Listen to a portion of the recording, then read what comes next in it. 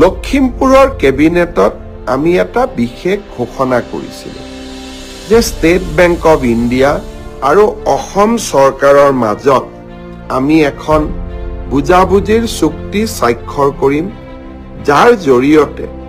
কোনোবা চৰকাৰী কৰ্মচাৰীয়ে কৰ্মৰত অৱস্থাত যদি মৃত্যুমুখত পৰে, তেওঁলোকে 5 লাখ টকাৰ পৰা 10 লাখ টকা তেওঁলোকৰ পৰিয়ালে অতিৰিক্ত লাইফ ইন্সুৰেন্স পাব। চৰকাৰৰ পৰা পোৱা সহায়ৰ উপৰিও দুৰ্ঘটনাজনিত কাৰণত মৃত্যু হলে 1 কোটি টকা পৰিয়ালটোৱে পাব, আৰু যদি দুৰ্ঘটনাত পাৰ্মানেন্ট ডিজেবল হয় তেতিয়াও তেওঁলোকে 70 লাখ টকা তেওঁলোকে পৰিয়ালটোৱে লাভ কৰিব। লখিমপুৰৰ কেবিনেট সিদ্ধান্ত হোৱাৰ পিছত আমি বেংকসমূহৰ লগত